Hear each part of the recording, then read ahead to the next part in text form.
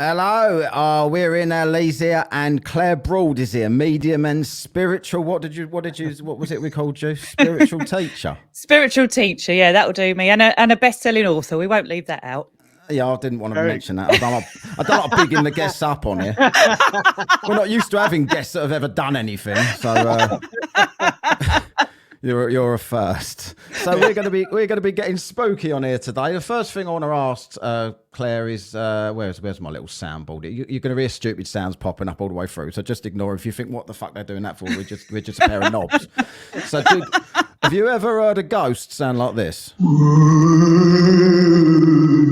they do that? No. They don't. Right, thanks for coming on, Claire. We'll see everyone next week. Also, the question before we go in here, have you ever seen an actual physical ghost? Yes, I have. Was it wearing Victorian school uniform? No, but it did have clothes on, fortunately. Was it Victorian clothes? No. Why when you read a ghost story, they're always wearing Victorian clothes, never wearing Nike and a vest? Are they though? Or Speedos. Yeah, I know. I think it's big. Well, it's true. I mean, the ghosts that I've seen a monk. They're usually either nuns, monks. Yeah, I've seen a monk, a cloaked monk. That was a bit spooky. I see normal people, if you want, in the spirit form, like That'd be a shit movie line, though, wouldn't it? That thing in there. I see dead people. I see normal people. Yeah. Cheers, Claire. Well, you know what? I mean, in fact, my nan, because it comes down the line of genes, she saw her great grandmother to such detail that she could literally see the pin on her hat, and she thought she was just a normal, solid person, but she just disappeared through the wall. So I actually think So everyone in your family can see, like, oh, that's a bit. Like, are you unsure sometimes whether there's actually people in the room you've just entered, or whether it's the spirit? No. I didn't hear, innit? That's only me. Oh well, I get. Yeah, I have that. Yeah. But I have that feeling of it. Yeah, I have a feeling of it. Before we go, sorry, keep interrupting. I've got so many shit I want to say left. So there was when I used to. I haven't done any in a while, but there was a young lady called Cleo that used to come onto my TikTok lives. And she's into a lot of this stuff. And she used to tell me quite a lot. There was an elderly lady knocking about here that was a bit like Thatcher. Can you see anyone? No, I got to be honest, no. But if I do, I'll let you know. If Thatcher turns up. If I saw Thatcher, I'd be out. Tell her the poll tax was still a shit idea. I know. Did she go? You know, the thing is, where is she now? Do you know what I mean? Yeah. What, Thatcher? Yeah, I think. Has she gone into the higher realms, or did she make some decisions that she's got to pay for? Who knows? Oh, is it? Do you believe in that stuff? No, I don't believe in heaven and hell. Oh, right. But I absolutely, from my understanding of it, is your state of being will dictate the experience you have when you move into the next phase of life. So if you're, you know, if she's made some quite tough decisions and killed some people with a button or or telling the army, you have to think she's got to make peace with that. What? So killing? Yeah. So what would because when people talk about religion and the afterlife, like this belief with Christianity is that you can pretty much do whatever the fuck you want as long as on your deathbed you say, I accept Jesus and I believe. Yeah, and then you go to heaven. I'm going to swear that's bollocks. But no, how dare you fucking swear on this show? I don't want to disrespect anybody's religion because I love the wisdom teachings. I'll do it all the time, so don't worry about it. but I do actually love the wisdom teachings of ancient times. Yeah. Yes, you know, it to me, it's Newton's third law, which is for every action is an equal and opposing reaction. So if you're, to me, that's explaining karma as well. You know, what you put out, you get back. It's as simple as that. So you will have to, the way that the spirit world explain it to me is like what you do to another, you do to yourself ultimately, because you will then have to experience that when you get into the spirit world. What do you mean? So like I say, if you cheat on someone, you go to the spirit world. How can you be cheated on if you're in the spirit world? Oh, well, I love that you've touched on that, because I've just written a whole book about soul connections. So yeah, basically we have karmic connections. So karma, in other words, you know, say you have a relationship with somebody and you cheat on them, and you will have to learn from those actions, because you will experience, when you cross over, the pain that they experience, but also you will learn from your actions, and no one is going to judge you. It's not that scary and horrible, but you will judge you. Let's face it, most of us want to do well in life. We don't want to hurt people, but when we know better, we do better. And most of us, now you're going to get me right onto it, Matt, but most of us don't know the first thing about love.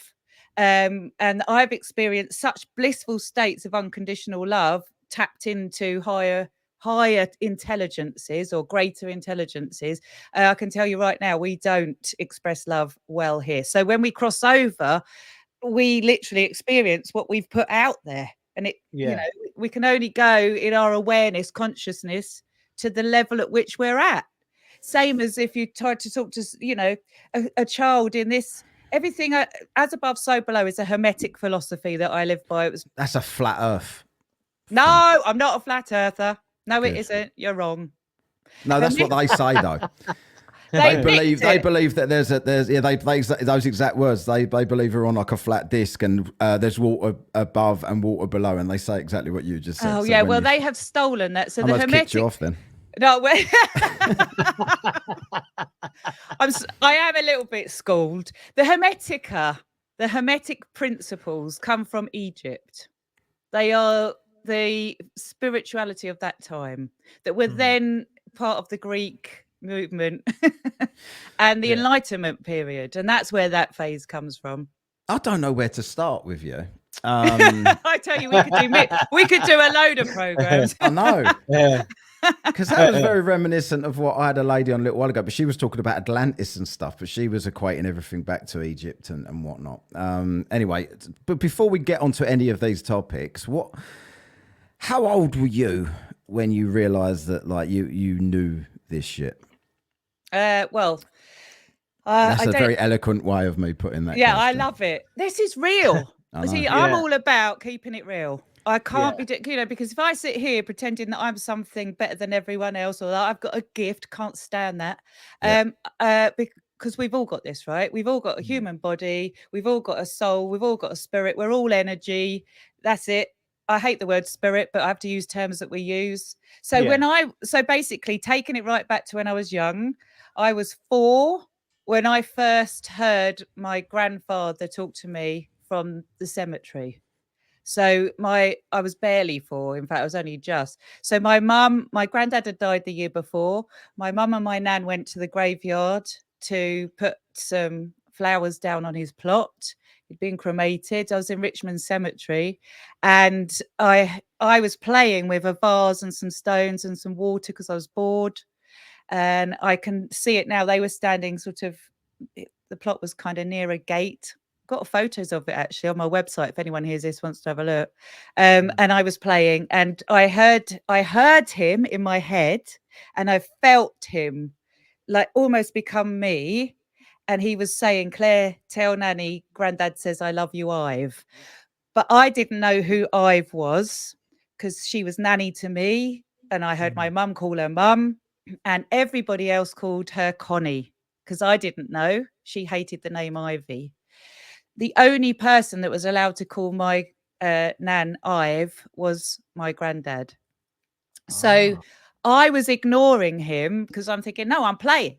I was too young to even contemplate I'm hearing a ghost, or not ghost, but he's a spirit, you know. There is a difference. I had no awareness of death or anything. I was just irritated because I was quite happy playing, and I was being asked to stop what I was doing. And so in the end, it just got so strong. Tell Nanny, Granddad says I love you, Ive. In the end, I stood up really frustrated and was like, Nanny, Granddad says I love you, Ive. And she, by this point, my mum and my nan were standing by the gate. They were ready to go, and her mouth, they both stood there with their mouths wide open. Because, you know, out of the mouth of babes. But before that, I was really, really young.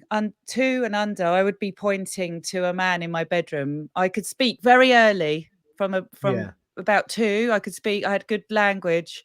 I'd obviously come to communicate in this world. I would point to a man in my room and say, man, no one could see it.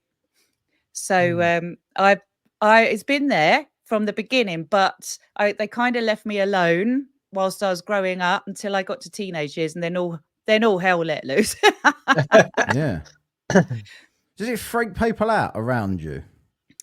Well, this is the thing. It's genetic in my family because my nan, so it tends to skip a generation. My nan had seen spirit beings but done nothing with it. So she was okay with it. She believed me. And my nan's nan, Isabella, had been known for being a medium in her times, but we didn't grow up with any. If anything, we grew up with a more orthodox Christian belief. It was the 1970s. There was nothing around on television. There was no internet. My mum had no clue about it. So she kind of just kept an open mind. She wasn't frightened, but she didn't also think anything on it. And I grew up, my dad was agnostic. So I just grew up very, very working class, normal, no religious, no spiritual beliefs, nothing. But when my mum and dad split up as a teenager, that's when I started to see, it gets really weird then, because that's when I started to see a really tall spiritual being standing at the end of my bed that I later found out was my spirit guide, who's been working with me ever since. And that's a story in itself. Spirit guides, right? Yes. Hang on. First of all, like when you said you heard it, what about if you was deaf? Would you still be able to hear it? Like, is it a physical hearing? Is my question, or is in your mind? I've heard. So there are 2 types of hearing. We're going to be on a right school in here. I've got to be real. Okay, so there's 2 types of hearing: clairaudience, okay, and independent voice. So independent voice is when people hear the voice manifest in the room around them physically and everyone can hear it. And clairaudience is where you hear it like a voice in your head.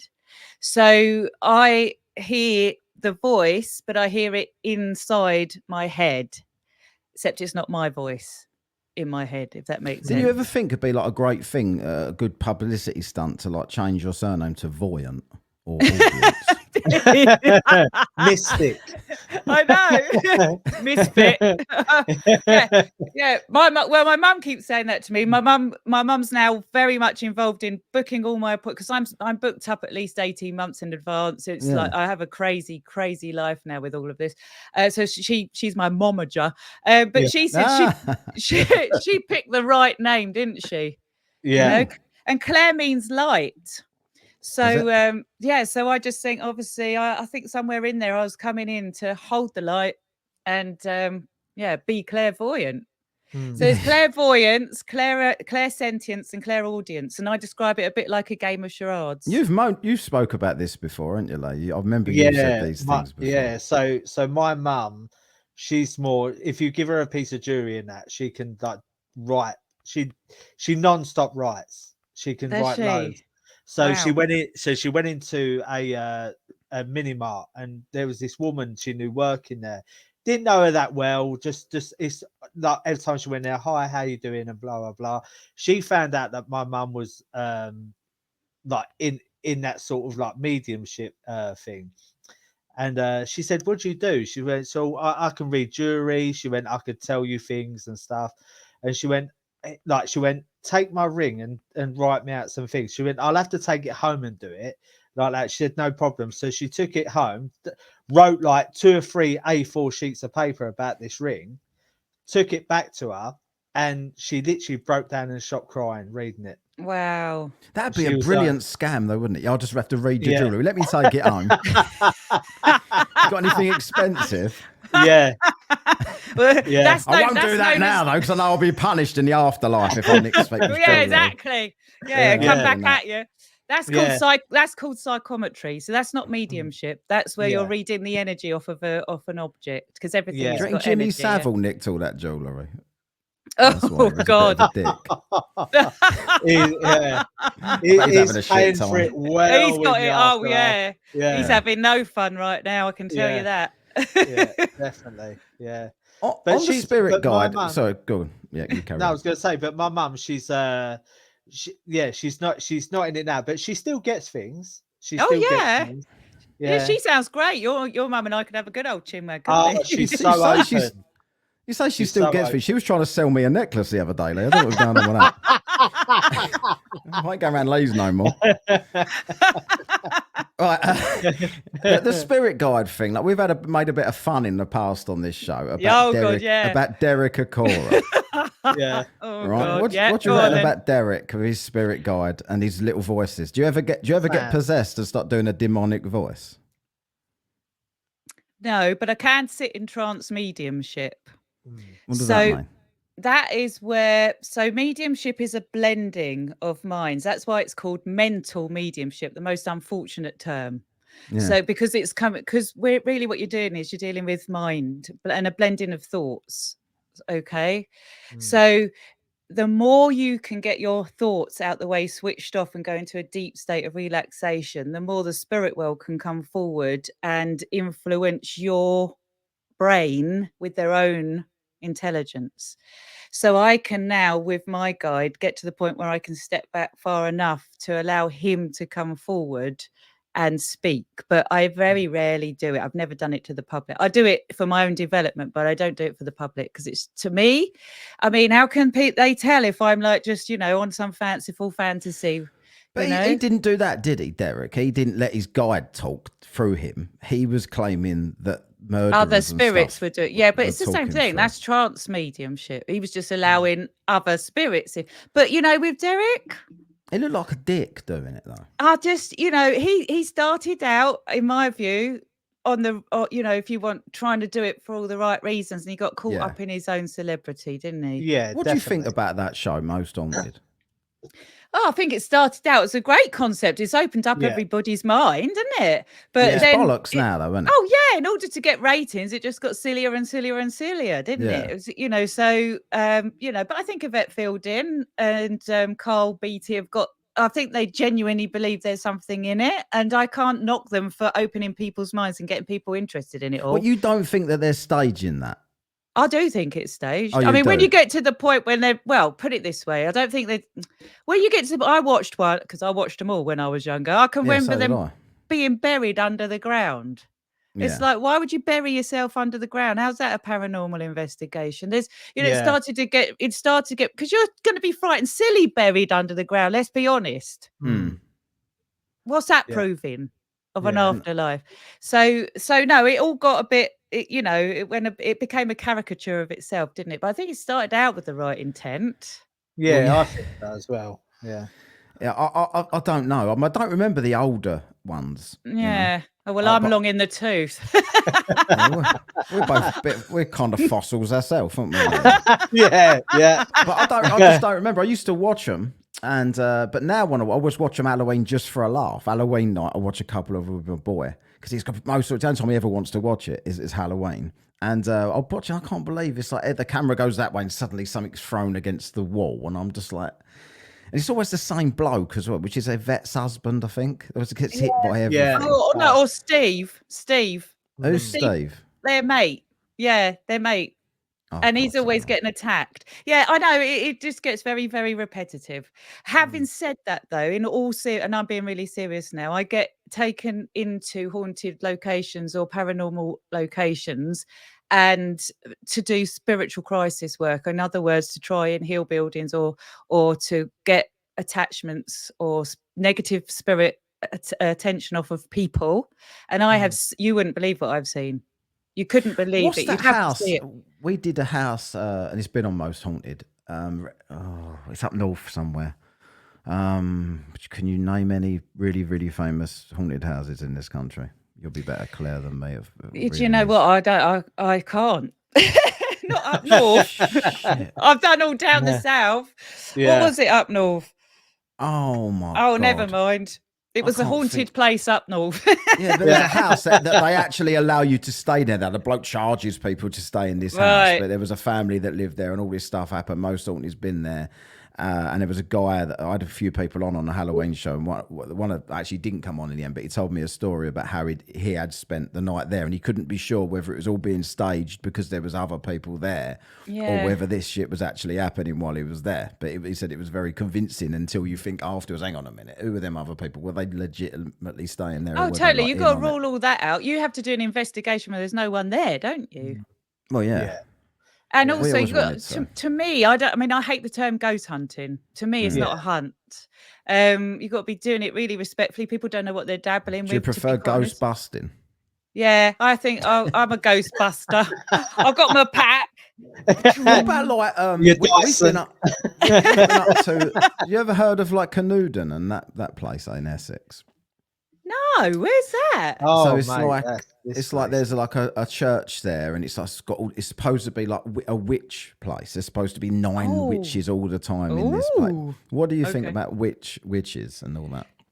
Well, historically, witches were cunning women, weren't they? They were healers. They got a real bad rap, and then they got completely murdered for it. So, witches, all the superstition around it. Was there bad women that said they were in covens doing things like that? Oh, probably. People were doing spells. In fact, there's a fantastic bookshop in London called Atlantis Bookshop, and it has the first, underneath it, even now, is a room down the bottom. It was where the first coven formed in London.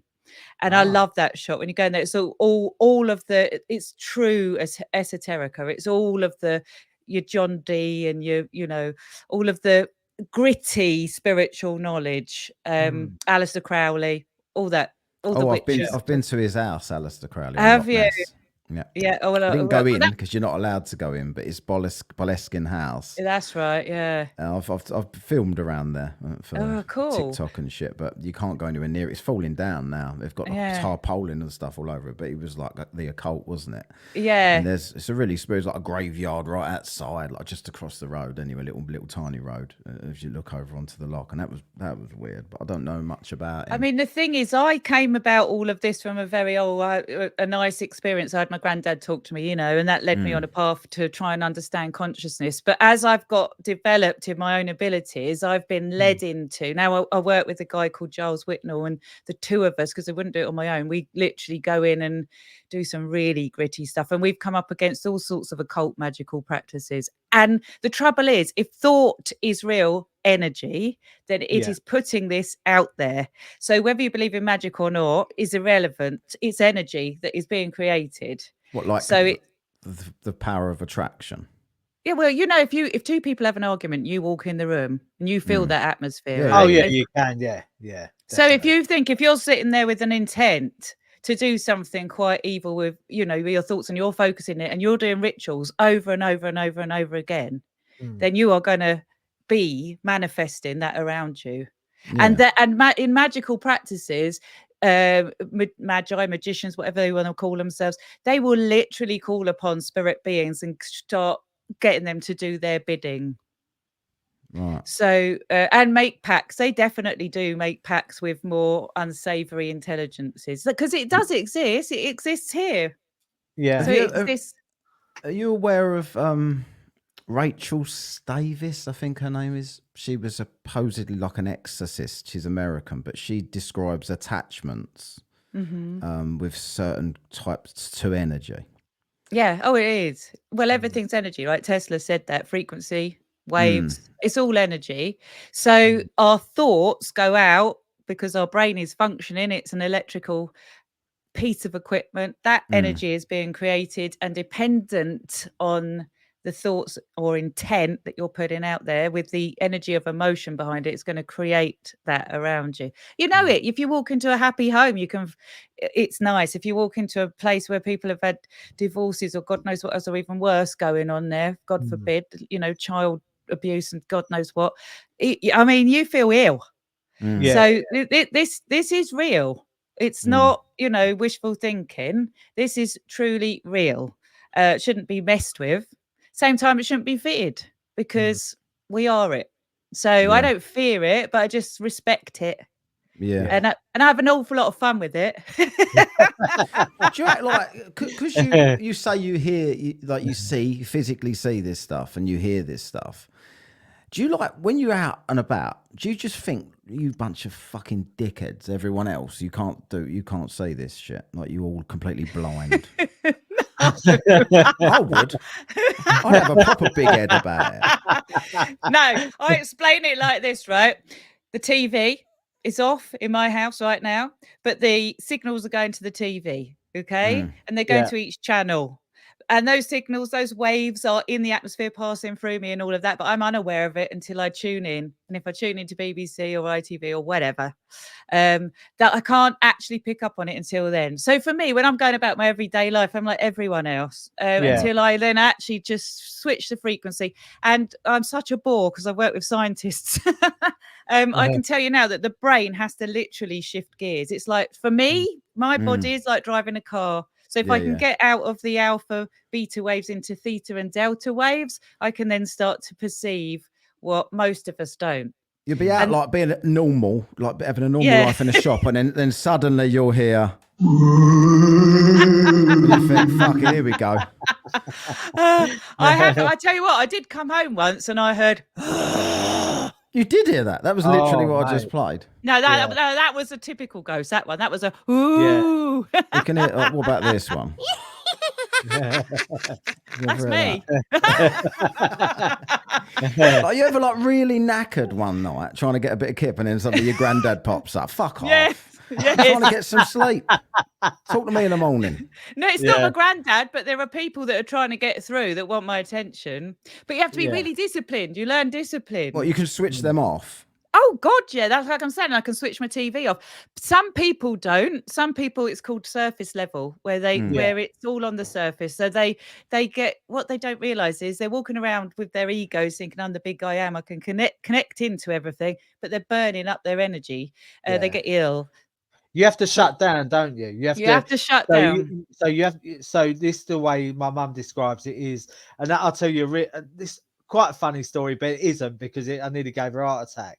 She was when she was in the circle, she was in the bath and she was opening up her chakras. She was tuning in. I coming from school, Mum, like that, literally wake her up out of her thing, and she had a right go at me. She went to me, you didn't give me a chance to shut down, and now I'm open, like that. She went, I need to shut myself down properly. So, because you have to protect yourself, don't you? Do. Yeah. Because what you're doing is you're expanding your energy out when you're trying to become a more sensitized antennae. And then you need to bring that energy field back. You're an electromagnetic being. And so your energy literally goes out to perceive and you have to bring it back. That's it. That's what open and close means. It's nothing really, you're not zipping yourself up and down, opening your chakras, opening your chakras. If you were to see like if you looked at the world, right, it's a torus field. The human body is a torus field. The heart has an electromagnetic field of up to about 2 meters away from the body, and it can perceive before the brain when danger's happening. So if you look, that we are this, and it all sounds very woo-woo and stuff until you get into it. When you get on the basic levels like that, it doesn't. Like I remember back in the day when I'd be out clubbing and drinking and whatever, and pubs and whatever. Sometimes you get in a bit of a scuffle or whatever, or you have a bit of aggro, especially in the main streets of Essex. Everyone's well hard around here. But like, I every single time I knew whether it was going to be violence or not. Every single time. You just know. You think like by the energy you're getting, you just think that even if this person isn't, you can get someone's pissed off over there and they're pissed off with you, and something's going to happen here. And then you can see someone that they could even be standing with a bottle or a knife or whatever, and you think, oh, fuck off, they're not going to do anything. Like you just know where the danger is and where it isn't, just instinctively. And everyone has that. Absolutely. Everyone knows that. That's what I'm saying. It's not a gift. I was just the nutter that had an experience at age 4. And then in my teenage years, all this, crazy with spirit guides, which we didn't answer that, did we really? But no. Unfolded. And so I was like I was I was going to say hell bent, but pardon the pun. Yeah. I just was really heaven straight. I was heaven straight on understanding it. and I needed to understand consciousness and the science and everything. So I went into all of it. When you hear this stuff, do you ever think, like, if someone gets diagnosed with schizophrenia, you sit there and think, fuck off, they're just hearing shit. This is real. I have gone there in my thoughts, except for that I have worked with psychologists and psychotherapists, and I've had my own mental health looked at through all of this. And they assure me that I don't display signs of schizophrenia, that has a completely different... I'm a bit worried because your arms haven't come up much. You've not got a straight jacket on there, have you? A blue one. Show me your hands. There they are. Right. Give you my jazz hands. Yeah. I wonder why you hadn't pointed Margaret Thatcher at yet. She must be around there somewhere. Yeah. Anyway, on the answer to spirit guides, they're just other spirit beings that are more evolved, and they just teach us and literally guide us, you know. Yeah. Although have we all got is, one? Yeah, more than one. Can you have animals? Yes. So most of us have a team. Were you? Yeah. We got a team. My God, you've probably got a good team. You have, Matt. We've got politicians by the sounds of things. I don't know, the Conservative Party of the 1980s. Thanks. I got Edward Heath. Fuck me. I bet when you came in, they were like, Jesus Christ, we're going to need a few here. Yeah, I know. Because I deliberately, like, on a serious note, like, people always ask me, like, if they want it. I've never gone to any kind of reading or anything like that. And I think some people, like Lee, would totally be open for you doing anything or wanting to see if you could find anyone for him or whatever. But for me, I think I wouldn't find comfort in it. I don't think it's too weird. So what's the point? What's the point? Yeah, it would just weird me out. Yeah. Although I've lost in the last few years, I lost my dad 2 years ago. I lost my sister 4 years ago, 3 or 4. And if someone was to say to me, "Oh, they're around you and they're okay," I'd just be like, "That's weird." Yeah. Because things keep turning on and stuff. Do they? Well, they probably are trying to get hold of you, really, aren't they? They're probably telling you Fuck they're off. I don't want to talk to you. You never spoke to him in life, so it is actually. You have to be. Yeah, it is. Yeah. You have to be firm. I mean, I totally get it. I don't ever try and push my thoughts on people, because I fully understand that some people are going to get more peace out of thinking that there isn't anything, because this opens up a whole can of worms. I mean, talk about go down the rabbit hole. Yeah. I don't think either way. I just think sometimes I'm with a lot of things. Like, we do a lot of conspiracy theories on this show. We do a lot of unexplained ghosts, like mythical beasts, all this sort of stuff. And my opinion on all of it is the same. I'm open-minded. I usually lean one way or another, but I realise how much I fucking don't know. So what's the point in me having an opinion on it and saying, right, well, you're all fuck. And the shit you get from listeners, if you don't completely align with their beliefs. Yeah. And my attitude always is, what makes you think you know? So all I ever say is I don't know. And that's my opinion on most things, right? So I'm quite determined to say I know that consciousness survives physical death, because I've had a lifetime of experimentation and exploring it to be able to say that. And to me, that doesn't have to be something spooky. To me, is we don't understand reality. But I wouldn't ever say that I understand it all, because I definitely do not. And the more I learn, the less I know. But that's what makes life great. What if we knew it all? How boring. Yeah. I know. Yeah, that'd be shit, wouldn't it? It would be crap. At least you're an open-minded skeptic, Matt. That's the true definition. That is exactly what I am. I am skeptical about everything, but only because I know that I know what I don't know. Like to me, I wouldn't dismiss anything, because I am not an expert in any of it. So what arrogance it is to say, you know what, you're a fucking idiot for believing that, or because what the fuck do I know? I don't know. Everything that I don't believe might be true. And I also think that our reality is very much based on where we can't have the way we see the world. So for an atheist or a very academic person that's very much in the head, that is their experience. So why would I argue against their experience? Yeah, that's how they experience the world. I really wanted to, because I see you on TikTok. Your video, one of your videos went a bit lopey, didn't it? It did. About the death one. TikTok have taken it down. Really? What? Why? They've said that it's nudity and sexual content, and they've deleted it. Yeah. Why is that then? And I'm sitting here like this. Was there like subconscious porn in the middle of it that I missed? No. I know you used to be from Essex, they were but just mediums seeing naked ghosts in the background. Yeah. Do you know what? Did you not see that ghostly couple shagging behind the chair?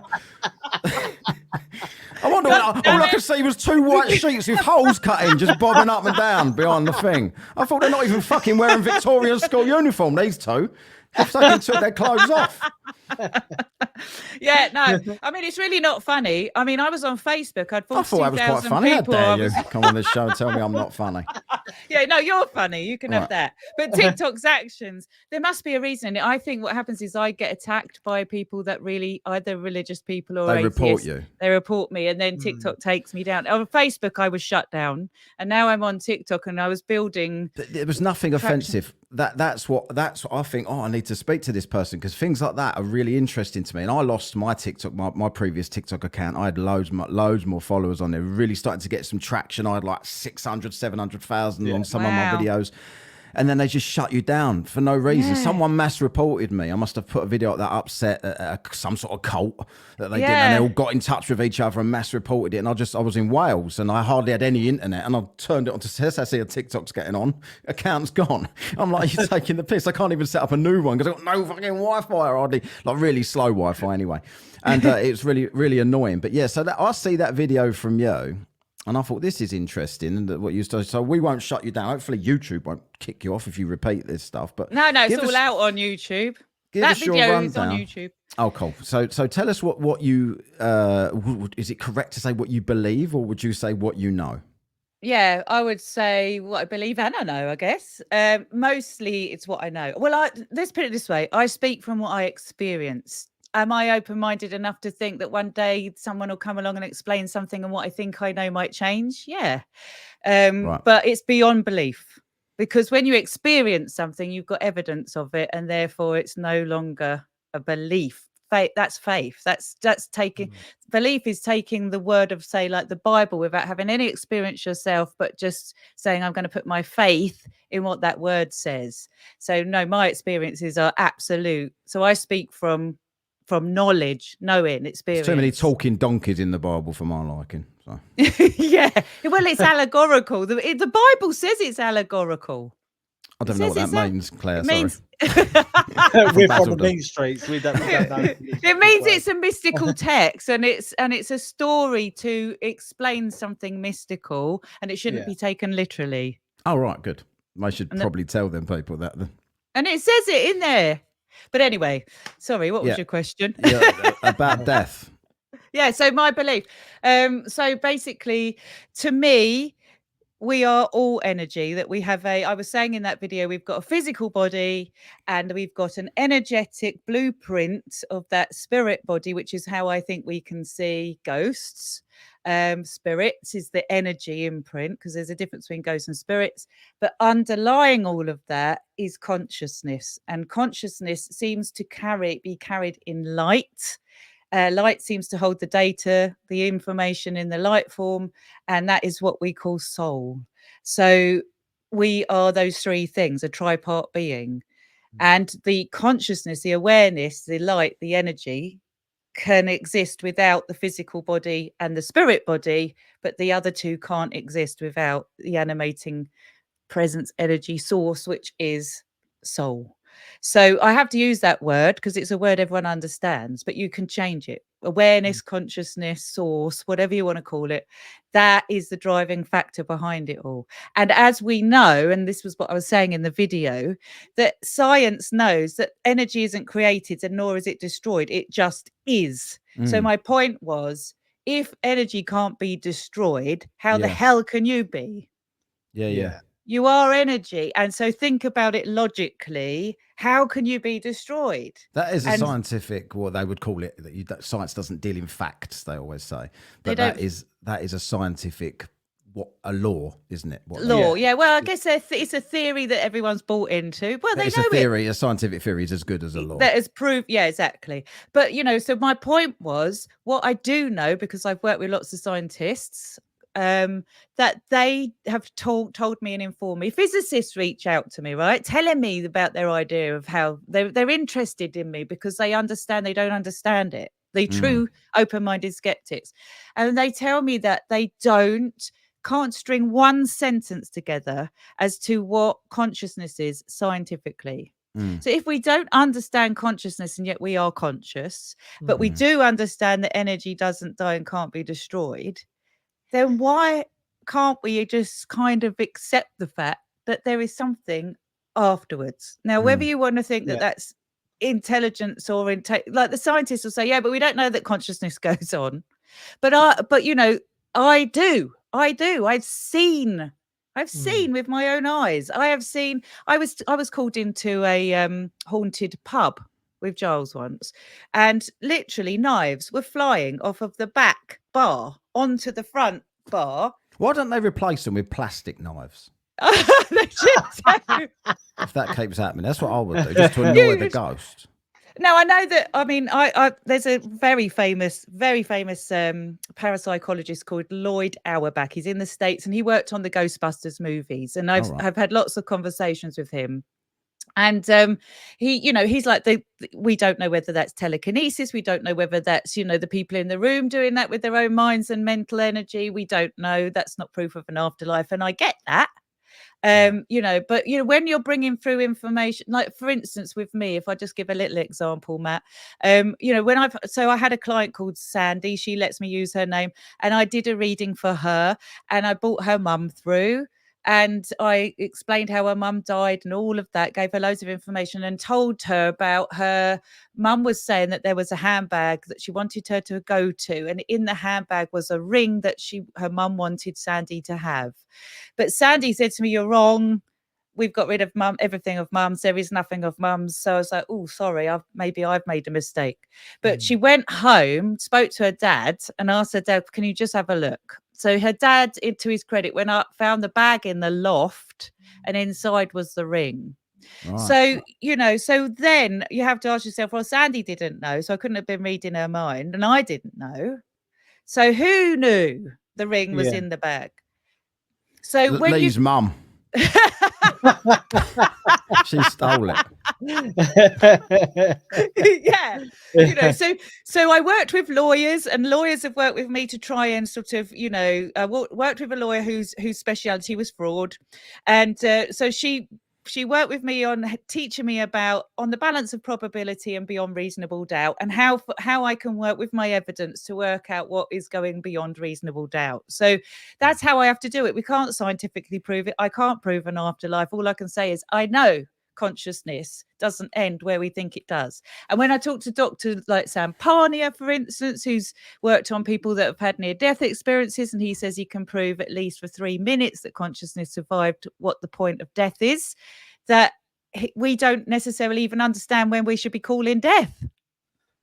Do you think that that's true, what people say about the moment of death, when the light at the end of the tunnel and all that shit? I do believe that people see light.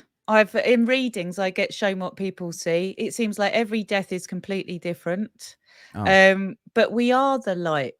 Even look, I'm such a geek. Even Roger Penrose. So Roger Penrose, he's a very famous physicist. He reckons that when the crunches and scrunches and bangs happen with the universe, that when the universe, goes, literally shrinks back in again, and we get the crunch, or the scrunch, whatever they call it, after the Big Bang, then it will go back to complete light. I mean, ancient spiritual texts have been saying this since the word dot. Is he basing that theory on spiritual text? No, he's basing that on science. But science isn't showing any retraction to the universe. No, they believe that there are going to be a number of universes. That after the Big Bang it will scrunch, and then there'll be another Big Bang and another scrunch. That is one of the theories. Faster. I thought the expansion was getting faster than they thought. Yeah, it's accelerating in its growth, but they're definitely Definitely. There's different theories. They haven't hashed this out. But he believes, doing the maths, because he's a mathematical genius, it will end up as light. So I just find this fascinating because it's what the channelers have said. So say that did happen then, right? So say the Earth would cease to exist, right? Yes. So where the fuck? Who's going to haunt what then? Yeah, but that's just it. This is my point. Consciousness, light, will just go back to singularity, the point of source, and then it'll go, and we'll all come out again, won't we? It's just everything in the universe is a cycle. Everything. It's energy, is a cycle. Yeah, it can't be destroyed. Well, and we'd do this again, do you reckon? Like this? Well, we'll do it in a different way. I don't, this I'll is be the medium next time we do this, and you'll be doing the podcast. Oh, I would be well up for that. I mean, you can imagine the flack I get. Deja vu, anyone? Yeah. I believe in that deja vu. That deja vu really freaks me out. Well, right, see, this is it. God, I'm going all over the house. So, Dr. Julia Mossbridge, I sound like a right. Oh, sorry, you are a bit of a geek, aren't you? It don't matter if this goes on. If this goes on, you got time, Lee? We could make this 2 parts. Yeah, I've got time. Yeah, I've got time. Okay, well, I'll come back anytime you want. Anytime you want. Dr. Julia Mossbridge is a time expert, and she's studied premonitions and deja vu. And consciousness and time. And she says time doesn't behave at all like we think it does. So we experience it as linear, but she explains it as it can go back on itself. Yeah. And, so this is it, Matt. We don't understand the half of it. No. We don't. Yeah. I have a little story, right? So when I was you've always got a little story. Got it. So when I was younger, I was probably about 4 or 5. And when I mention this to my mum always says, no, there wasn't that person in the room, right? I remember I was sitting there on the kitchen floor. We had some guests round, our neighbours, right? And I could remember I was looking at the radiator and standing up, kind of sitting on the radiator was this man. And I described this man to my mum and dad, and they're like, we do not know who that person is, right? And he was just standing there smiling at me, just looking at me and just smiling at me. And I'm like, and I couldn't take my eyes off him. I was like, who's this guy? Who's this person looking at me? I've no idea who he is. Wow. And I could always, and it really plays on my mind. Like, it really does play on my mind. Like when I think about it all the time, I think, who was that guy? They must know him. They must. And I say to my mum and dad, like, do you remember because I remember the people who were there. They were my neighbours, Jenny and Jeff, from a couple of doors down. And they went, no, it was only Jenny and Jeff who was in the room with us. There was no other person. And he was a young guy, and I can remember what he's wearing. He was wearing these light denim stonewashed jeans. What, he wasn't in Victorian clothes? No, he wasn't in Victorian clothes. Stonewashed jeans. Yeah. And he was wearing a white t-shirt, and I could remember on his t-shirt his sleeves were kind of like rolled up high.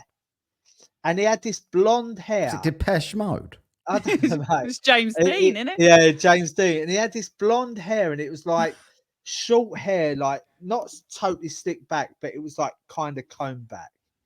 And I think to myself, right, that was the 80s. It was the 80s. It must have been real. It must have been there. But my mum and dad, even my mum, like my mum's has got a great memory. And she said, Lee, she goes, I do not remember this person you're talking about. And wow. to this day, I swear, because I remember I was playing with my toys on the floor, and I look up all of a sudden at this guy just staring at me, just looking and smiling. Mad. Wow. It was a totally mad experience. Really, like because you're a kid, because you're like that at that age, and I think to myself, I'm trying to make it logical in my mind. Like, was I misremembering, or was I seeing this person, or was you have all these thoughts in your mind, and it's like it's just madness. I thought I'd bring that up because, like you said, when you was a child, you heard that voice. And I was like, I'm not saying I am, but this person, there's no recollection of him from my parents.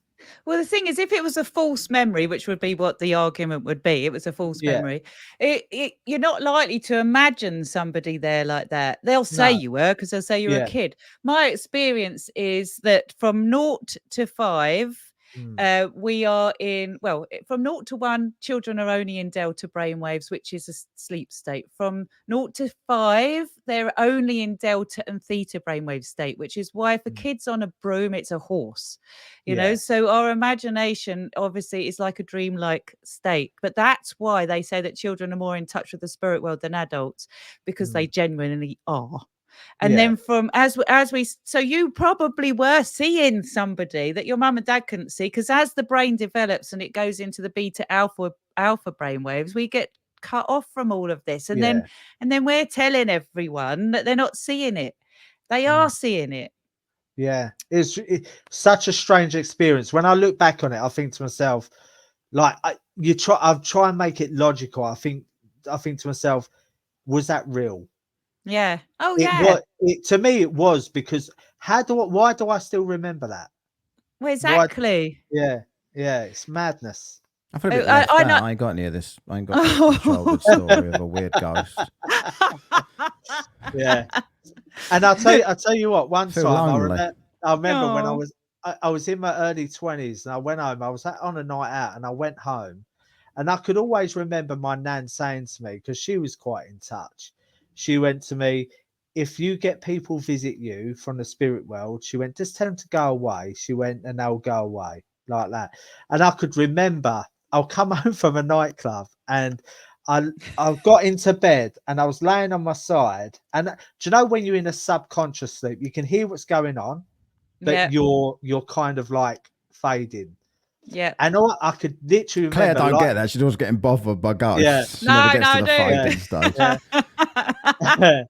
And I remember this voice in my ear, literally going, right? No one else in the room. It was only me. And I went, oh, fuck off. It's not what she meant. That'll do it. And it stopped. It stopped, like, completely. And I told my mum, and she said, yep, see, Nan, it was true what Nan said to you. Just tell them to go away. It is. It's about intent. It's less hanging up. But, you know, that's the other thing is hypnagogic, hypnopompic states like that. When you're going falling. What are they? You unbelievable clown. I don't think. But basically, listen. What did you just say? Tell me in 2 words again. I'm answering all the skeptics for you. Hypnopompic. See, sorry, I have to be more like, if I don't want to be rude. Hopefully, I hope you're not taking me as rude, but I know that if I don't like cross-examine everything, I'll get people, if I'd have come on, I'd have fucking told her, and all that shit, right? I get this shit all the time from people, so I'm just gonna, like, you know, if you think I'm speaking out of turn, I don't think I am. I don't think I've said anything disrespectful. Matt, but you're honestly, I've been on national radio. I get proper grilled. This is fun. I can take it all now. You know, it's just someone's opinion. Anyway, hypnopompic. Me and Lee, whatever we say to people, this is our general feedback every week. You're a pair of pricks. That's what people generally say to us. Yeah, well, you know, you can't take yourself too seriously. No, definitely not. Anyway, let me answer your question. Yeah, what was my question again? Oh, yeah, go on. Hypnopompic and hypnagogic. So when you go to sleep and you're semi-awake but half asleep, or when you're waking up and you're semi-asleep and half awake. Or when you wake up with a semi. What about that? And then you're two pricks. There you go. You're a pair of pricks. If you wake up with a pair of pricks, what's happened to me in the night? Did I have some trans surgery, but they put one on? Oh God, yeah, exactly. Yeah, but again, it's brainwave states. Yeah. I'm just trying to dispel all the crap and the myths. I'm trying to let people know that there is more to this than just us all going, we're delusional and we don't want to face the idea that we might die. No, I know. That is what people say a lot about religion, the belief in heaven and hell, etc. You just don't want to think that there's nothing, so you make stuff up. This is what people. This is the accusation. You know, all the skeptics, or not skeptics, cynics. I call them cynics actually. And atheists say, "Oh, it's like Father Christmas." You know, you want to believe that in was my dad. So now he would know. Now he's gone. Now he would know if he was right or wrong, because that's right. He had nothing. When my sister died, my mum would say stuff, and he'd be like, "There's nothing. She's not watching over you," and all this sort of stuff. Whether she was or not, I've got no idea myself. But what was I going to say? The thing with the death stuff on that thing. So go a bit deeper into that. Physical, you're saying this is one part. Then there's a spiritual side, and there's something in between those two, and that is the real. So think about how the universe works. Okay, for me, it's got to be, I have to look at the natural world around me to make sense of this, right? So if you look at everything in reality, everything, it is mirrored. So you've got up and down, left and right. You've got gravity, anti-gravity, matter, dark matter, quarks, mirror quarks. Not anti-gravity. Quarks is cheese, isn't it? Sorry, thank you for picking me up on that. But you know, in other words, we've got the mirror aspect on everything, masculine, feminine. What about a whole of mirrors? You're a bit fucked there. Well, that's just like a whole load of atoms, right? But anyway, I mean, that's the way that is the way reality forms. So we've got the physical body, and it's got a mirror aspect that is in energetic form, right? But it seems to be that animating that is the consciousness, is the data field, for want of a better word. I'm trying to find more up-to-date terms than spirit and soul and stuff like that, you know. I can only use, I'm limited by language. Yeah. Because now if you look at quantum physics, Matt, you know, if you look at way, I know, exactly, spooky action at a distance, and the fact that something only behaves a certain way when it's observed, that really does start to blow the reality apart. They did the thing with the lasers, wasn't it? Is that what you're talking about? With the waves going through. And they only behave in a certain way when they're observed. Yeah. So, you know. Isn't that weird? Well, exactly. So, and it's fantastic that quantum, this is why physicists how do they know they weren't doing that when they weren't observed? If they weren't being observed. So they probably was doing that. But that's the point, Matt. That's the point. That's where we get to this whole thing of we don't understand consciousness. So in order to experience anything, there has to be an observer. In order for anything to take form, material form. If a tree falls in the woods, does it make a sound if no one's there? All that kind of stuff. That's so mad, in the end, so all you get to is a state of bewilderment with it. Yeah. So, you know, but it if we're to believe the science, shows Niels Bohr believed that consciousness somehow must be influencing matter. Now, not all quantum physicists think that. I'm not speaking for all of them. I'm just saying that's what he thought. So this is what I'm saying. Once you start to really intellectually look at this stuff, we go beyond ghost hunts and all that, and we really start to understand that, you know, our reality isn't what it seems. I am not a fool. I love to fool around, but you know, I'm not an idiot. You know, I have had experiences that I don't understand, and no one was able to make any sense. All I've got is attacked for my beliefs. So where do we ultimately end up then? So say like I think I heard you saying, tell me if I'm wrong, that when we pass over, or whatever you want to call it, then we're a spirit then? So, well, we seem to, from my experience, and I can only talk about what I experience. And remember, I can't understand everything. I don't even think the brain's capable. But anyway, our body filters out much of our experience, otherwise it would be overwhelmed. The nervous system couldn't cope. Like the human eye can only see under 0.05% of the electromagnetic spectrum. The ears can't hear all our frequencies. Our bodies filters this out. So as the physical body gets dropped and that energy transitions or transforms, whatever you want to call it, the mirror imprint, the spirit body, the light within seems to take on its own form. And I think it's to do with the fact that our consciousness or awareness, whatever you want to call it, is still keeping that light form as it identifies. So, you know, I have had experiences that I don't understand everything. I don't even think the brain's capable. But anyway, So that's why it's looking like it identifies.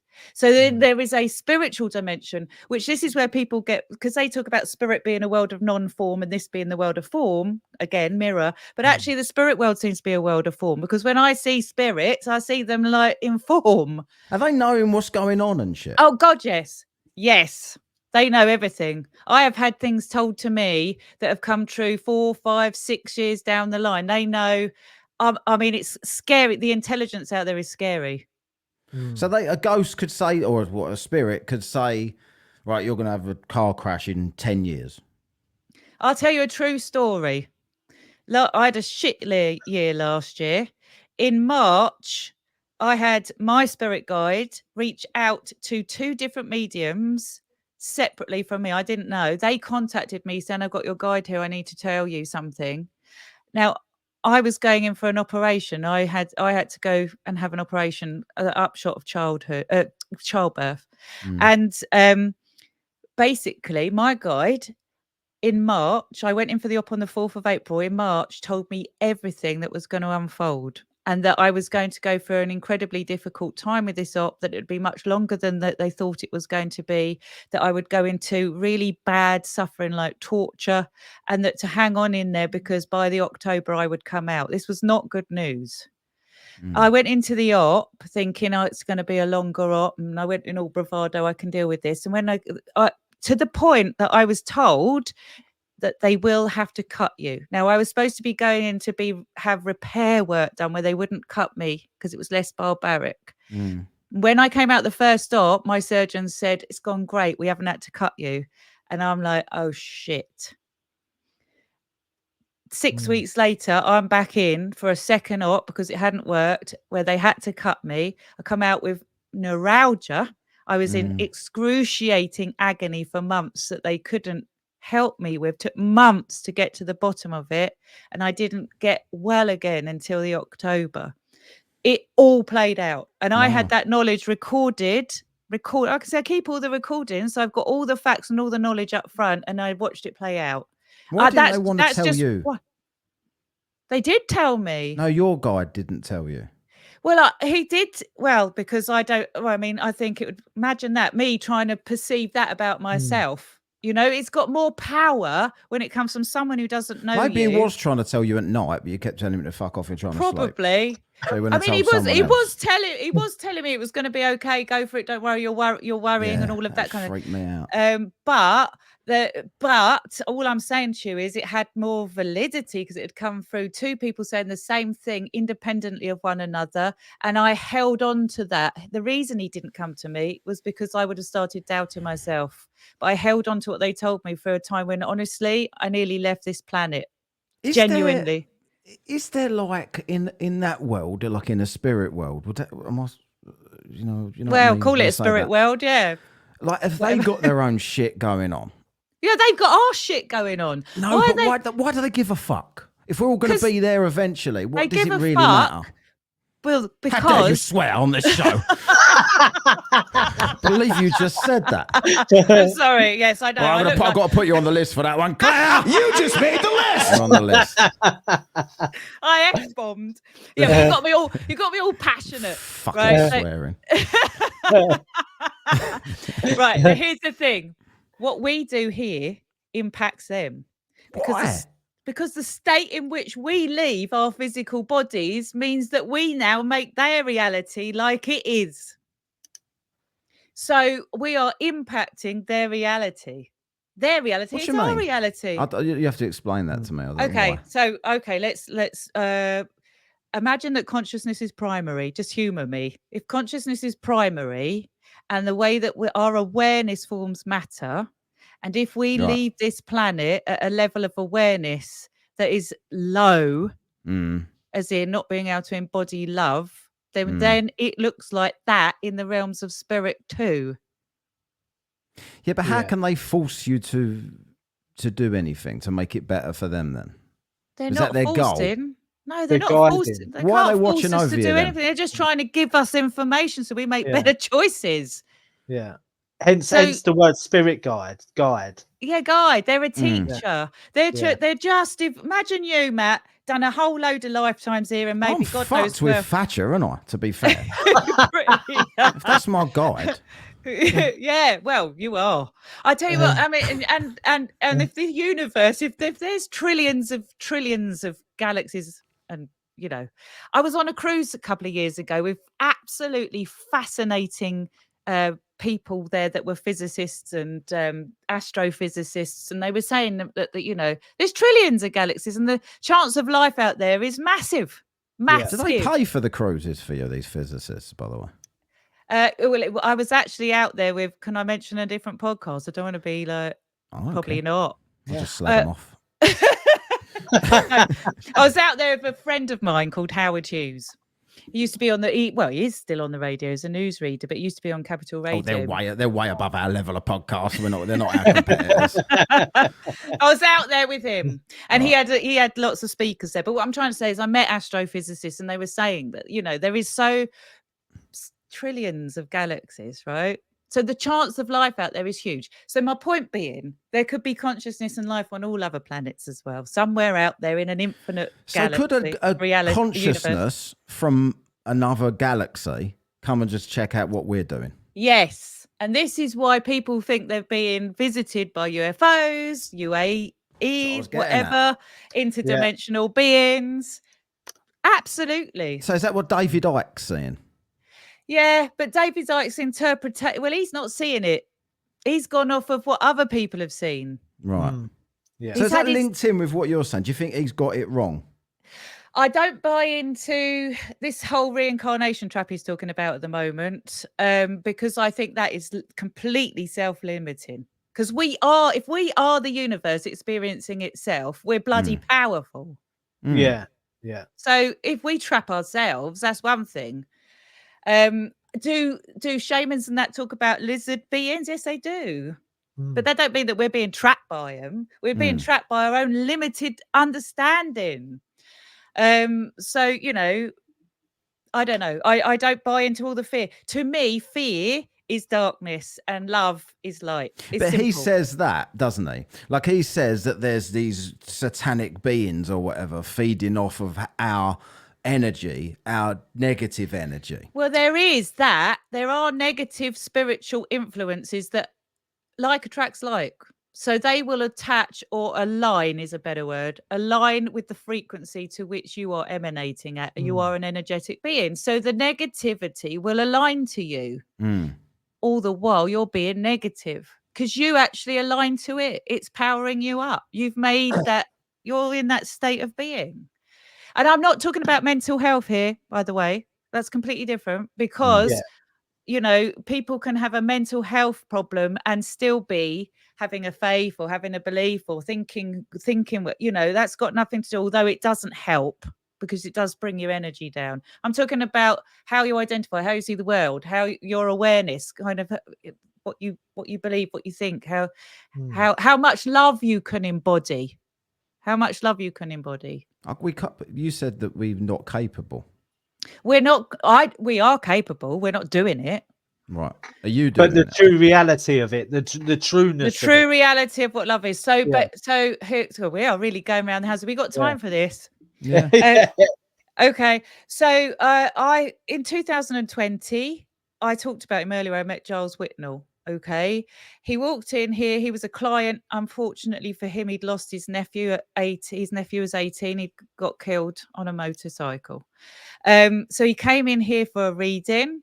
The minute we met, literally, it was like, I know you, but I don't know you. I know you inside out like you're me. There were past life recognition hitting us. And then this paranormal shit unfolded. So I was sent into a Kundalini awakening. We didn't know anything about each other. I had energy bursting through my body. I thought Kundalini was a fantasy word, like, oh yeah, lovely energy going through me. Like, no. And it sent me into states of absolute bliss and pure unconditional love, like I imagine what Christ consciousness would be. And I was so affected by this. I realized I hadn't even loved my children well enough. I'd loved them in fear and condition, because I realized I'm home. That's what home is. So how near-death experiences reach the light and this level of love, that's what I was in for a year, and I couldn't ground it. And I'd had a true soul connection, an energetic soul connection. It tapped me into source. And I mean, this story goes on. That's why I had to write a whole book on it. This happened to me, and I understood then what love was. And I can tell you now, we love in fear. So it is in an equal amount of fear. So we don't love without expectation. We don't love without need. We don't love without want. We love in control and fear. And maybe we need to be balanced a little bit. We need boundaries. We need self-love, and we need to be able to set boundaries in order not to harm ourselves. But because people aren't capable of loving unconditionally here at the moment, they don't know what it is. So we have to protect ourselves. But I know what pure unconditional love is. I absolutely know. And it tore my world apart. And I know that is available to us. So yes, there is such a thing of love as love, but most of us don't experience it. We experience a polluted version, which is why we experience what we think is unconditional love with children and animals, because we feel safe to do it.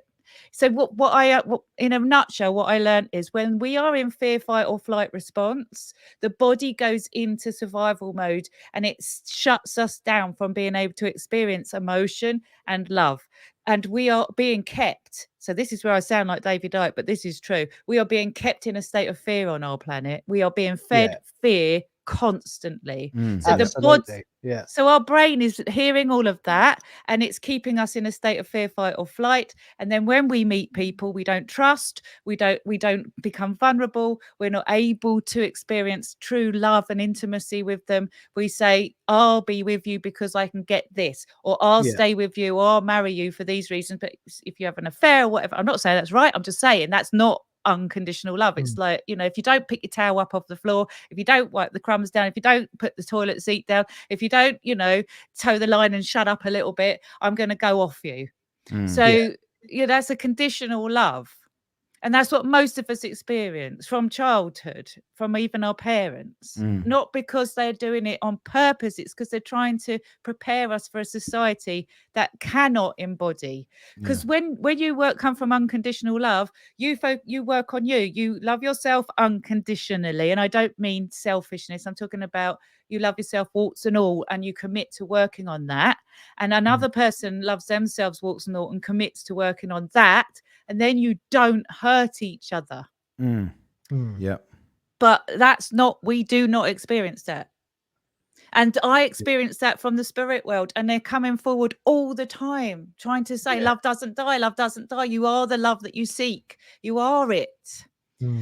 So yeah, we've gone all nice and philosophical now. I can go all around the house. I know. I haven't made any shit jokes for 5 minutes. I tell you why, because you're hearing what I'm saying. It's true.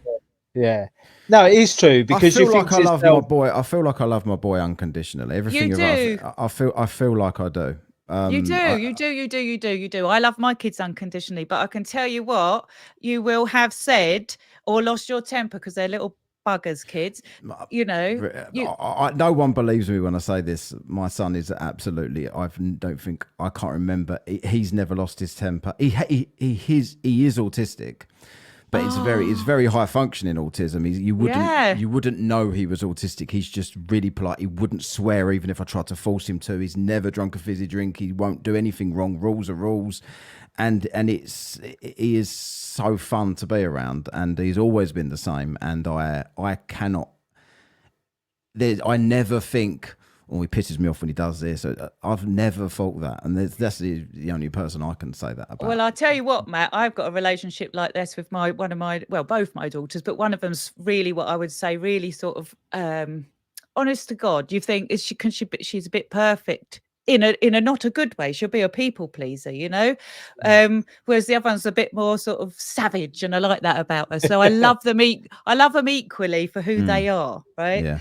But there is what I have been told by my teachers in the spiritual planes, is that there's a new wave of kids coming in, because the physical body, now we've been driving Fred Flintstone's car, we're trying to drive it like a Ferrari. It's got to evolve. If it doesn't evolve, we will kill ourselves with artificial intelligence and technology. So what they're saying is that the nervous system has got to get more and more sensitive, because that's when we have emotional intelligence, and there's a wave of kids coming in with ADHD, autism, because the brain and the body is trying to evolve, and it's becoming much more sensitive. So the brain's rewiring slightly differently. They're seeing reality differently. It's slightly like, it's not really off topic because we're talking about it, but I sometimes look at my boy and I think I wish everybody was like this. Yes. Like and that's what I mean. Are we the ones, like we call it neurotypical? Yeah. But are we the fucking weird ones? Well, we're all insane. For want of a better word. Yeah. Because he's so logical and he just is so loving. He's so, like, people say, oh, autistic kid can't show emotion. No. I know it's different and it's a spectrum and all of that, but everything. Yeah, well, neurodivergent. We're all neurodivergent. We're putting labels on everybody. All I care about, and all that the spirit world will care about, is your boy is capable of embodying a level of love because his nervous system is enabling him to. So he will be coming in with a real strong soul purpose. He literally wouldn't. He couldn't hurt anyone's feelings. He can't hurt anything. Yeah, and that's like my daughter. He won't kill an insect. Couldn't. Yeah, exactly. He just won't. They're coming in on another level. They are coming in on another level. They're the first wavers. They're going to really find it difficult, but we have to, this is what I'm saying. We really, now this is serious stuff. Humanity will destroy itself. I can't play any sounds when you're saying this though. not like do. China. That one. It's my favourite man. Well, but I don't see these kids as coming in impaired or in any way. I see them coming in with what is necessary. But that's me. I completely agree with you. Yeah. Right, I wanted to play you that sound, didn't I? See what you make of this. Yeah. I'll say with 15 minutes left max. Right. Okay. Right, hang on. Before we do that, right? Because could you do anything with Leah? Could you try and get anything for Leah, or talk to anyone for Leah, or try to reach someone for Lee? I don't know. I can try. I mean, I don't usually do readings like this, but I will do it if I can get someone. Give it a go. Go on. I'll give it a go. Okay. So I can feel Nan on mum's side. So a grandmother on mum's side of the family. So she must be. Did you call her Nan? Yeah. Yeah. Okay. That's fine. I just want to be a little bit more personal. I don't want to go grandmother. Fine, yeah. Okay. Quite gutsy. So wouldn't have been told anything, Lee. She would have said it as it is, right? She's coming. Oh, she's definitely coming forward. She's like, yay! Okay, so she's taken me to. I know anyone can say this, but she's taken me to the chest area. So there were respiratory issues with Nan. She was getting. Do you know this about her? Yep. Okay, she was getting quite out of breath, and the respiratory lungs and everything would have been a problem for her. She's also letting me see that she couldn't communicate very well, so she wasn't able to speak. Nan couldn't say goodbye to you, Lee. She really. So here we go. Really, oops, sorry, I've knocked my thing. She really I thought she was moving the camera. Yeah? Sorry, this is getting a bit real. She really loves you. Really loves you. So it is all about the love, and she's trying to tap you into it. Now she's making me aware that it's going to get really personal, but you've been feeling like a lacking of confidence, and she thinks that you are lovely. I don't know if you've been jogging or running or trying to do exercise, but she's trying to shrink you down. And, oh God, this is so personal. Are you trying to lose a bit of weight, and have you put yourself on some healthier eating regime? Because she's like, okay. Yeah. All right, Lee. She's like, keep going. You're a blue-eyed boy, but you've got brown eyes. She's also tapping your teeth. So something going on with your teeth or your mouth at the minute as well. I don't know what that is, but she's like, I don't know if you're going to the dentist or whatnot, but she's like, do you know what I'm talking about? You going to the dentist? Yeah. Okay. So she's going to be there with you. All right. She's making me aware heart and lungs were a problem, but she had a number of things going on with her because she's taken me down to the stomach area as well. She really weren't well, was she? Bless her. And I can see her losing weight quite rapidly. So she actually goes into spirit quite swiftly. There's a swift decline. She absolutely, so she sees Granddad. So Granddad's over there and Granddad passes first because Granddad comes to get her. Do you understand that? No. No. Okay, so it's her dad then, because I can see a gentleman coming to get her and I'm misunderstanding it. All right. Yeah, yeah. So that's my first mistake. So we don't make it fit. That's all right. No, that's all right. It's fine.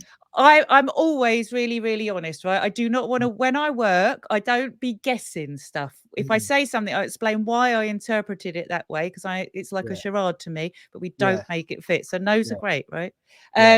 So I can see she was met by, it must be her dad, because I can see that fatherly paternal, I can see a male coming to get her. Okay. Okay. She's left her glasses here. Someone's got her glasses. I don't know if it's your mum. Do you know this? Yeah. Okay, good. Yeah. And mum's also got a ring. Yeah. So Lee's mum got that. Yeah. Well, it is Lee's mum who's got it. Yeah.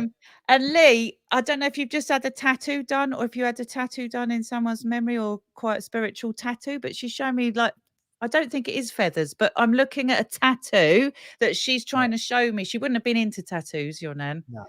But you've had a tattoo done that's got a spiritual connotation or a because she likes this tattoo. Do you know what I'm talking about? Yeah, yeah, yeah. Has it got wings or feathers or something spiritual? No, so I've got a Polynesian tattoo. Oh, okay, that's fine. Yeah. But it's animals. It's animals. Right. And do you understand? Did you have that done after she passed? No. So I had that done a fair few years later.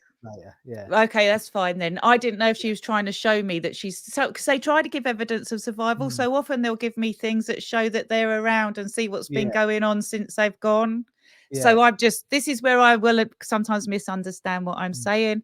Anyway, she likes that tattoo. She's talking about the tattoo. Okay. Yeah. It goes round on something as well, because she's showing me a roundness. Like, I don't know if it goes all the way around your arm. Whoops. I really like it. Yeah. She really likes it. Yeah. Okay. So there's a whole load going on. She's just opening books. There's a whole load of study. But to me, that isn't study as in academics. That is like real fast learning. And you two, I get excited because she's showing me the growth between the two of you. I don't know why she wants to knock your heads together, but you've got a really great relationship and you're bringing balance. How long have we been married now, Lee? I don't know. Yeah. So she's showing me. Okay, so this podcast is going to go on to another platform or expanding platforms. You are sitting together and planning, and your nan, Lee, is seeing you taking it on bigger and bigger. So this isn't, I don't know if you're going on Patreon or something where you can monetize. Do you understand? We're already on there. Oh, okay. Yeah. Do you understand, though, that the talk of growth, because I'm seeing like Patreon. So like where you're, it's going we bigger. always talk about that. Yeah. Can I tell you? Yeah, go on, carry on. I was gonna tell you, like, give you a bit of feedback. Yeah, go on. Yeah. Have I done enough? Yeah. Hang on a minute, then. I'm just gonna thank you, Nan. Okay. Love to you. I got to pass. I got to finish that. No All worries. right. Yeah. He's proud of you. Okay. No worries. Go on. Go on. Feedback. Yeah. So she actually died in a fire. Oh my God! That's the spiritual. Yeah, and she literally got so burnt. Somebody, didn't show me that. No, so she was she used to smoke, and she was a bit unwell, and she fell asleep on the sofa with a cigarette, and the whole flat caught alight. Oh God! And she got burnt, but the neighbour opposite literally risked his life, ran into this burning flat, grabbed her and pulled her out. But by that point, she was so burnt. Gone. And where you said she couldn't talk here, she had no tongue. No. So her literally the fire literally had burned all of it. Yeah, and that, do you know, that makes sense to me, because I wanted to go, but I didn't want to do that because I would look a bit weird. But it was that kind of, now I can see why we're going there then. Okay. Yeah, but she was very much like, say it as it is, but at the same time a very loving person. Like she was very gentle in the way she moved, but if she didn't agree with something, she would say. She always said. And she always used to love to look after me because I was such a quiet kid, and she used to give me these giraffes, and she used to say to me, because I used to watch Any Which Way But Loose and Any Which Way But Can, like the orangutan Clyde. She used to say to me, Lee, walk like Clyde, like that. And I used to do the Clyde walk for her and things like that. But I was very young at the time, and she used to say to my mum, I'll look after Lee, I'll look after Lee.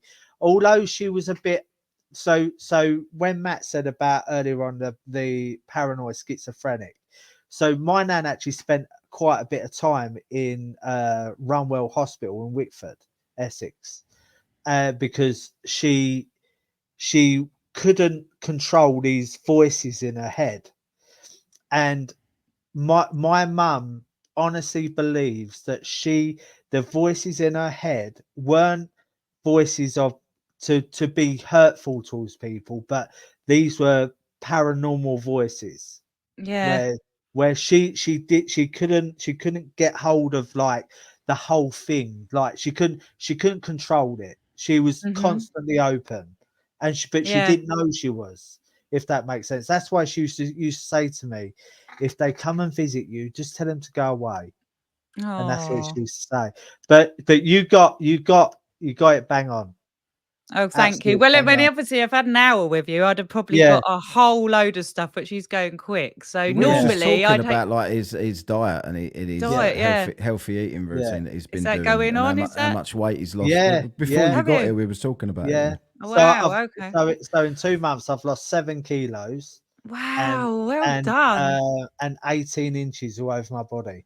Oh, well done, Lee. Oh, that's a big achievement, isn't it? Yeah.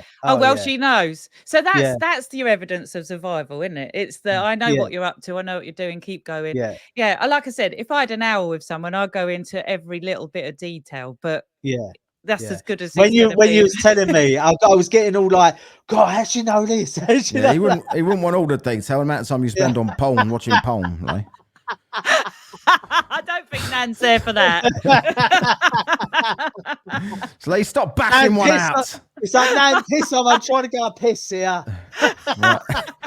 Right, let's bring it down. Yeah, about 5 minutes. Let's get back to ghosts. So I'm going to show you this quickly. Let's see if you can hear this little knock here and quickly. I don't want to go longer than about an hour and a half. No. Just because it costs me money when I start going too far, and you get X amount of allowance on my plan every month. So, but I could do 2 or 3 hours here. I love this. But let's have me back. I will definitely have you back. Thank you. We're gonna I'll see if it will start playing straight away. No, it won't. Right, so I've got to play this. Just let me know. Let me see that the volume's up. Where's the volume on it? There. Yes, all the way up. Right. This is a guest we had on a few weeks ago. Tanya, she's in Texas in America. And we were just chatting. I don't know if hopefully you'll be able to hear it. Let me just see if we can. I don't know. I just kind of felt convicted a lot. It's like, the more you go out there, the more there's a lot of people in today. Who just knocked, by the way? Did one of you two just knock? I did not knock. No, did you just hear knock? Yeah, I heard that as well. Did you? Yes. Like out there, because we was talking about ghosts as well. There's a lot of evil in today. Who just knocked, by the way? Oh, sorry. A lot of people. I don't know. I just kind of felt convicted a lot. It's like, the more you go out there, the more there's a lot of evil in today. What does that 3 knocks? To you? 3 knocks. Was it 3 knocks? Because it was very quick. It was like, wasn't it? I didn't know if there was 4. 3. I've listened to it many times. Have you? Yeah, I bet you have. To me, that's like, hello, I'm here. Yeah. They're trying to get your attention. On my TikTok, if anyone wants to have a look at it, I was doing a reading and I had this paranormal sound Well, we could put it on there and you could play. No, can't do it now, obviously, but we could play that, and it's just unbelievable the sound on there. So there's all heard sorts that. of things. It sounded like a growl. Yeah. Well, I don't. Yeah. For me, it sounds like a door opening or portal. But you know, I heard that. Yeah. Yeah. And I was reading some of the comments. That's what I liked about you. Like people in the comments, "Oh fuck off! It sounds like nothing." You just go and you're entitled to your opinion. Crack on. Like you don't get all offended by it. No, I don't. No. Because what's the point in getting offended? That's just someone's opinion. They're entitled. I believe in freedom of speech, and we are losing it. So if I can get people to engage and say stuff, great. Anyway, so I Knocking is a classic sign. Because that was just after Lee lost his uncle, wasn't it, Lee? Yeah. And he actually said later in that show that when it kind of rang with him, oh shit, what could that have been? Didn't your mum and your sister hear 3 knocks in that week as well? Randomly? My mum was laying in bed and she heard like bang, bang, bang on her wardrobe door, like literally in the room. She was the only one in the room, and she was. I believe you, Lee. You don't have, I get it. I mean, I hear all those knockings, taps, raps. I've had ectoplasm on my face. I've had ectoplasm. Yeah. What? Proper. That's a real thing. That is a real thing. Ectoplasmic mists in the rooms. I've got a medium's trumpet over there. I can't get it because I'm all wired up. But I've got all sorts of stuff. I've had so much physical phenomena. Wow. Yeah, it's mad. It's good. I love it. I'm into this massively. I thought this was something made up from Ghostbusters, but you're saying that you spoke to the guy that worked on Ghostbusters. So he was telling them real things that happened and they were using it within the film. So Dan Aykroyd's family were spiritualists. Dan Aykroyd wrote Ghostbusters, so he knew about it already. But he's got a new show on, hasn't he, about all strange stuff at the moment? Was it? Dan cool. Aykroyd. Oh, I'd have to have a look at that. It popped up. I've not watched it yet, but it's a series of all different strange phenomena. Yeah. So Dan Aykroyd got Lloyd Auerbach involved in the creation of Ghostbusters. Lloyd Auerbach is a qualified psychologist that specializes in parapsychology. He also went on to become a magician, so he could obviously understand when people are doing fraudulence and when they're not, and then studied mediums. He is I think president of the Forever Family Foundation over in the States now, where they scientifically, as well as they can anyway, study mediums and mediumship. Right. So he worked with Dan Aykroyd, and ectoplasm it seems to be a plasmic substance that's in the atmosphere or gets emitted or taken from a medium's body and can be used to influence physical. I didn't experience like that. To me, I felt like I had just like this. Literally, I felt like Slimer. I felt like I had slime all over me, and when I touched my face, I was like, "Oh, what's that?" And then the next minute, completely gone, and I was all normal again. Fucking hell. But I've seen loads of things. Wow. All right. No, I'd love to go on and on. I was going to make this a 2-parter then, but I think no, I'm too knackered. I've got to get some sleep at some point. I've got to start work. It's not tomorrow, but the next day at 1 a.m. So I need to get my sleep pattern sorted out by then. Claire, thank you so much for coming on today. You're definitely going to come on again. We could do all different topics around this with you. I'm sure. I could do anything paranormal. Yeah, big time. We do lots of paranormal shows. I'll definitely be in touch around Halloween as well. We always do Halloween-y paranormal shows. 100%. Right. So, but next time you've got to deed poll your surname to Voyant by that time. All right? Otherwise, I'm not having you back on. Okay, I'll do that. All right. Why has this all changed it? Your name wasn't being obscured by the writing before, and now suddenly it is for some reason. Oh, that's all right. What's happening? So if people want to come and find me, then give all your stuff. Yeah. Okay. Yeah. So Claire Broad. I'm an accredited medium. As I say, best-selling author. I hate saying that. I hate promoting myself. So www.clairebroad.com. You can find my books on Amazon or any good bookstore, and you can get me on TikTok and at Together with Spirit on YouTube. You say TikTok, but if you keep putting porn on there, you won't be on there. Deactivated. Yeah, but I do think there is something in it that I keep getting shut down. I know. Maybe we'll show cleavage or something. It wouldn't be that. Wear a roll neck. Well, yeah, that's what I did think. Yeah, could be. Right, anyway, me and Lee will be back maybe next week. I'm not sure if we will now. Lee, are you in next week? Or is it the weekend after? You're not in? No, this weekend I'm here. Right, okay. So me and Lee will be back next week with another show talking about something else. God knows what yet. We'll figure it out during the week. No plans here. This is just off the cuff. Only asked Claire on about 3 days ago, wasn't it, Claire? Something like that. It was, yeah. And this show's going straight out tonight. As soon as I get away here, I've got to quickly stick it out on all the platforms and then go to bed. Wow. So it'll be available tonight for everybody. Right, cheers, Lee, for coming on again. Conspiracy Lee there, CL. And cheers, Claire, broad/voyant for next time. And we'll all see you next time. Thanks very much for listening and watching. If you watch this on YouTube, please, if you don't watch this on YouTube, please get in touch with YouTube, because you was talking about free speech.